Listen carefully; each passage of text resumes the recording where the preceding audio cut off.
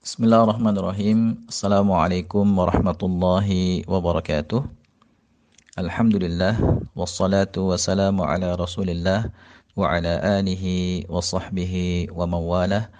Amma ba'du, ikhwani wa akhwati fillah rahimani wa rahimakumullah. Bagi kita yang ingin bisa untuk membaca dan menerjemahkan tulisan bahasa Arab yang tanpa harokat atau bahasa Arab gundul, maka paling tidak ada 3 langkah yang harus kita lakukan. Langkah yang pertama adalah kita belajar kaidah dasar ilmu nahwu dan sharaf. Sebab tidak akan mungkin kita bisa membaca dan menerjemahkan tulisan bahasa Arab tanpa harokat tanpa kita belajar ilmu nahwu dan ilmu sharaf. Jadi kita pelajari dulu kaidah dasar ilmu nahwu dan ilmu sharaf. Minimal kaidah dasarnya dulu Kemudian setelah itu langkah yang kedua adalah kita harus memperbanyak mufradat atau kosakata. Sebab mufradat atau kosakata ini akan sangat membantu kita dalam proses membaca dan menerjemahkan tulisan bahasa Arab yang tanpa harokat. Bahkan dengan pengetahuan kita terhadap makna sebuah kata, itu sangat membantu kita untuk menentukan kedudukan kata dalam kalimat. Dan menentukan harokat akhir kata saat berada dalam kalimat. Misalnya kita tahu sebuah kata itu dia berposisi sebagai fa'il. Karena dari sisi makna dia menunjukkan pelaku perbuatan misalnya. Sehingga kemudian kita kasih harokat misalnya dengan dhammah karena dia isim mufrad. Kemudian kita tahu sebuah kata itu misalnya berkedudukan sebagai maf'ul bih. Karena dari sisi makna dia menunjukkan yang dikenai pekerjaan. Sehingga kemudian kita kasih harokat akhir fathah. Kita baca dengan harokat akhir fathah. Karena dia maf'ul bih, karena dia isim mufrad misalnya. Dan lain sebagainya. Jadi dengan banyaknya perbendaharaan kosakata itu akan sangat membantu kita untuk bisa membaca dan menerjemahkan tulisan bahasa Arab tanpa harokat dengan baik. Lalu bagaimana caranya supaya kita bisa banyak kosakata? Caranya dengan langkah yang ketiga, yaitu dengan banyak latihan. Latihan apa? Tentu saja latihan membaca dan menerjemahkan tulisan bahasa Arab yang tanpa harokat. Dan cara terbaik dalam proses latihan ini, cara yang terbaik adalah kita belajar langsung di hadapan seorang guru. Jadi kita datangi seorang guru. Kemudian nanti kita sama-sama membaca kitab gundul. Guru baca kitab, kita juga pegang kitab. Nanti guru kita itu akan membacakan untuk kita, memberi harokat, kemudian menerjemahkannya, kemudian menjelaskan, misalnya posisi-posisi kata dalam kalimat, kenapa ini harokat akhirnya dikasih dhammah, kenapa ini kasrah, kenapa ini fathah dan lain sebagainya. Nah, seperti itu cara belajar yang paling efektif. Setelah itu, setelah guru menjelaskan, nanti kita di rumah murojaah lagi, baca-baca lagi, kemudian kalau bisa kita punya kitabnya 2, double. Satu kitab nanti kita coret-coret, kita kasih harokat, kita kasih keterangan, kemudian satu lagi biarkan tanpa harokat. Nah, nanti kalau kita sudah benar-benar paham, untuk menguji pemahaman kita baca tulisan yang tanpa harokat. Kira-kira kita masih ingat nggak? Kita baca lagi. Kemudian diulangi terus. Dilakukan pengulangan-pengulangan, di murojaah terus. Nah, ini cara belajar yang terbaik.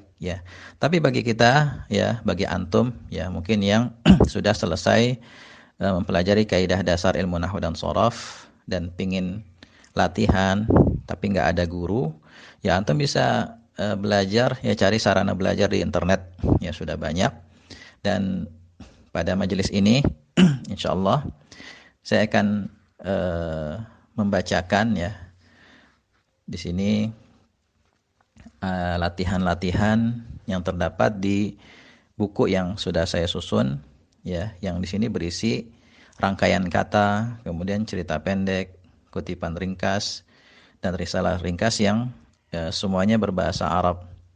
Dan dalam buku ini Ya, dalam buku latihan ini sudah saya kasih harokat dan juga ada terjemahannya juga.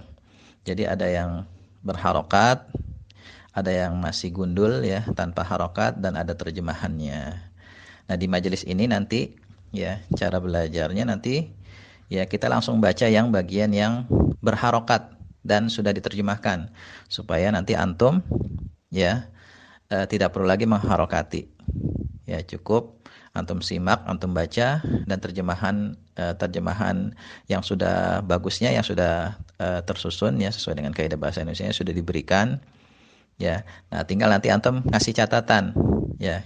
Kalau nanti misalnya barangkali ada saya berikan catatan tambahan, misalnya oh kata ini kenapa saya kasih harokat akhir dhammah, oh karena berposisi sebagai misalnya mubtada atau khobar, atau kenapa ini fathah, oh dia maf'ul bi atau maf'ul li ajli, maf'ul mutlak, dan lain sebagainya ya. Begitu cara cara belajarnya. Dan kemudian kalau antum nanti sudah benar-benar paham, coba uji kemampuan antum dengan ya membaca bagian yang tanpa harokat ya. Antum coba baca dan terjemahkan. Kalau misalnya masih ada yang belum paham, antum buka lagi ya bagian yang tadi yang berharokat ya, yang sudah antum kasih catatan barangkali di situ, antum baca lagi, pahami lagi, kemudian coba ya baca lagi tulisan yang tanpa harokat. Kemudian setelah benar-benar paham, bisa diulang-ulang terus hingga benar-benar lancar. Nah, dengan latihan ini ya, di samping kita berlatih ya membaca dan menerjemahkan tulisan bahasa Arab yang tanpa harokat, sekaligus ya kita jadi memperbanyak kosakata ya kan. Sambil kita baca, kita jadi tahu ya, mungkin banyak nanti kosakata baru yang kita dapatkan, terutama bagi para pemula ya, bagi para pelajar pemula.